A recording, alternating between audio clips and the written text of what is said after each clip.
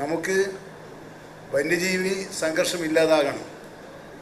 അവിടെ വാസസ്ഥലങ്ങൾ സംരക്ഷിക്കപ്പെടണം, അവരുടെ കൃഷിയും സംരക്ഷിക്കപ്പെടണം.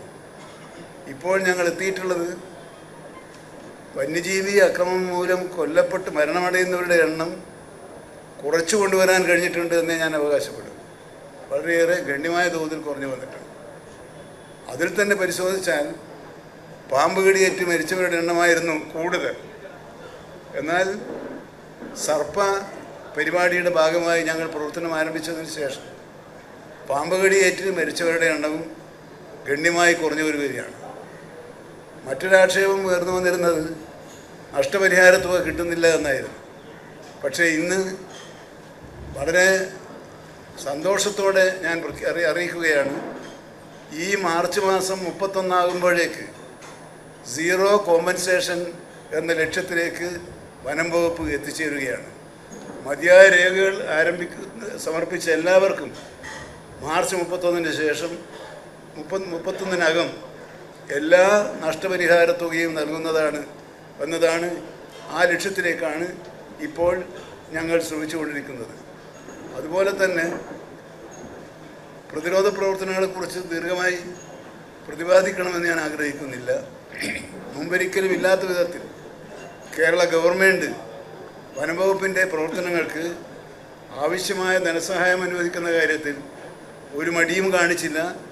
ധനവകുപ്പ് പ്രത്യേക പരിഗണനയാണ് ഞങ്ങൾക്ക് നൽകിപ്പോന്നിട്ടുള്ളത്. ഇനി ഈ സീറോ കോമ്പൻസേഷൻ ഡ്രൈവിൽ ലക്ഷ്യമാക്കി ഞങ്ങൾ നടത്താൻ പോകുന്നത്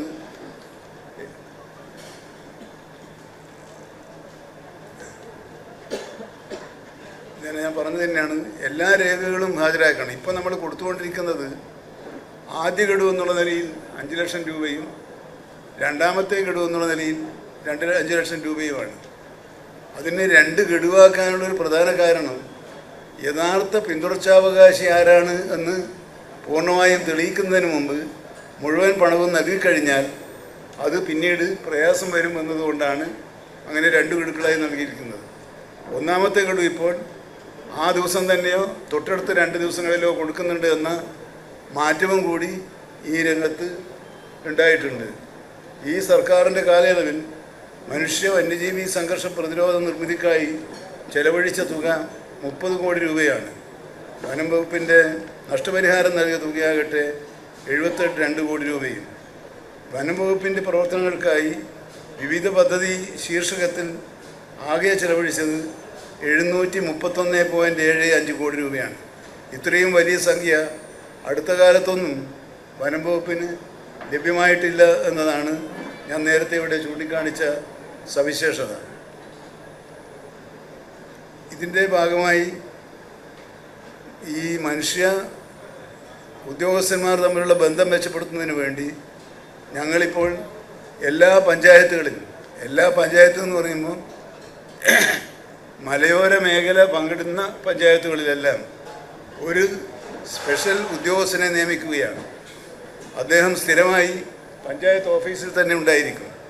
വനം വകുപ്പുമായി ബന്ധപ്പെട്ട എന്ത് പ്രശ്നങ്ങളുണ്ടെങ്കിലും പൗരന്മാർക്ക് അവിടെ വന്ന് പരാതി പറയാനും പരിഹാരം കാണാനുമുള്ള ഏറ്റവും അടുത്ത ഒരു ഔദ്യോഗിക കേന്ദ്രം എന്നുള്ള നിലയിലാണ് പഞ്ചായത്തുകളെ അതിന് തിരഞ്ഞെടുത്തിരിക്കുന്നത്. ആ തിരഞ്ഞെടുത്ത ആളുകൾക്കുള്ള പരിശീലനം നൽകുന്ന നടപടി ഏതാണ്ട് പൂർത്തിയായി കഴിഞ്ഞിട്ടുണ്ട്.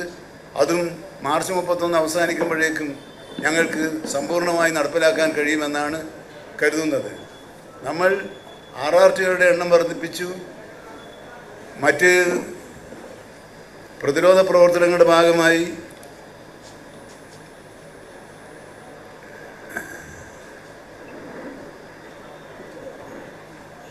അതിലും പ്രധാനപ്പെട്ട ഒരു കാര്യം നിങ്ങൾ ഓർക്കുന്നുണ്ടാകും.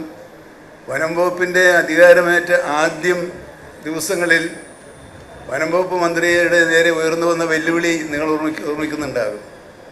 ബഹുമാനപ്പെട്ട സുപ്രീം കോടതി ദേശീയോദ്യാനങ്ങൾക്കും വന്യമൃഗ സംരക്ഷണ സങ്കേതങ്ങൾക്കും ചുറ്റും 10 കിലോമീറ്റർ ദൂരത്തിൽ ബഫർ സോൺ ഉണ്ടാക്കണമെന്ന വളരെ ഞെട്ടിപ്പിക്കുന്നൊരു വിധിയുണ്ടായി. ആ വിധി എങ്ങനെ മറികടക്കാൻ കഴിയും എന്നാലോചിച്ചു. ഞങ്ങൾ അന്ന് ജനങ്ങളോട് പറഞ്ഞത്, ഈ ഉത്തരവിൻ്റെ അടിസ്ഥാനത്തിൽ ഒരു കുഞ്ഞിന് പോലും അവിടെ നിന്നും ചട്ടിയും കലവുമായി നാടുവിട്ട് പോകേണ്ട അവസ്ഥ ഈ ഗവൺമെൻറ് ഉണ്ടാക്കിയില്ലെന്നും ഗവൺമെൻറ് നിങ്ങളോടൊപ്പമാണെന്നും പ്രഖ്യാപിച്ചിട്ടുണ്ടായിരുന്നു. പ്രതിപക്ഷം ഉൾപ്പെടെയുള്ളവർ സഭയിൽ പറഞ്ഞ കാര്യങ്ങളൊക്കെ നിങ്ങൾ കേട്ടിരിക്കും. പ്രതിപക്ഷ നേതാവ് അന്ന് പറഞ്ഞത്, ഈ കാര്യം പറഞ്ഞ് നിങ്ങൾ സുപ്രീം കോടതിയിൽ പോയാൽ അതിൻ്റെ വാതിൽപ്പടിയിൽ കയറാൻ പോലും കോടതി നിങ്ങളെ സമ്മതിക്കില്ല എന്ന് പറഞ്ഞതാണ്. പക്ഷേ ബഫർ സോൺ എന്നത് ഒരടഞ്ഞ അധ്യായമായി മാറാനുള്ള നിയമപരമായ എല്ലാ നടപടികളും സ്വീകരിക്കുകയും അനുകൂലമായ വിധി സുപ്രീം കോടതിയിൽ നിന്ന് തന്നെ ലഭ്യമാക്കുകയും ചെയ്തു.